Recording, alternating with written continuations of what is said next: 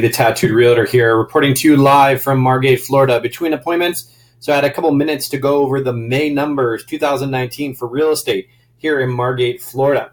So before we get started, be sure to subscribe. I tried my absolute best to create worthwhile content every week, so give that button a click on the subscribe button. And if you have any questions or comments about this market stats update for May 2019 or any of the other ones, or if you have real estate questions in general, whether or not you're a home seller looking to sell or someone looking to buy their first home or their 101st home, I'm always here to help. I've been proudly serving Broward County and Palm Beach County here in Southeast Florida for over 8 years, and you can find all my contact information in the description below. So let's get started. Just as a fresh reminder, we see here in the market update, we break it down by two categories: single family, townhome, and condos, okay? Then we have, the way we look at the chart is we have May, year to year compared, the number of change, percentage of change, year to date compared, and then percent of change. We have these same columns in both the single family and the townhouse, and condo. As we've been keeping track, we've been noticing some interesting things happening here in Margate, Florida. So let's look at, closed sales, the amount of homes that have sold went from 42 to 37. So it went down quite a bit by about 11, almost 12%. Year to year, 140 over 164. It went up 17.1%. Why did it go up? Because remember, they're taking into consideration from January all the way to May 2018, January all the way to May 2019, and this is just month compared to month. If we go down to the average sales price, we do see it's gone up from 269 to 303, and from 272 to 294. It's a 7.8% change for the average sales price. So when comparing month to month, yes, fewer of them sold compared to this time last year, but they are selling for about 13% more. We scroll a little bit down, we have median prices, pending sales, my bad. We have 50 pending sales in 2018 versus 48, so fewer pending sales. And then 168 to 205, a little bit more when compared January to May. New listings entering the market, we do see it slowing down quite a bit compared to last year, this time in May.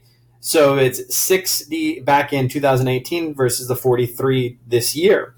And we have 246 versus 225. We also see a decrease. So we see they're selling for more. There are fewer of them closing as compared to last year. Fewer homes are entering the market, fewer homes are entering the market, and fewer in pending status. This is single family homes. So we've been seeing this quite a bit. And single family seems to be a little more radical in their jumps, and we're going to see in this graph below. Now looking at townhomes and condos right here, we see May 34 versus 36. So it went up in the condo sales, closed sales.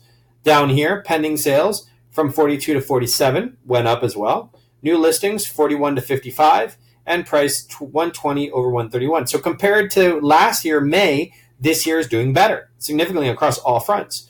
We also see month to month 146 to 147, gradual. 106 to 113, gradual.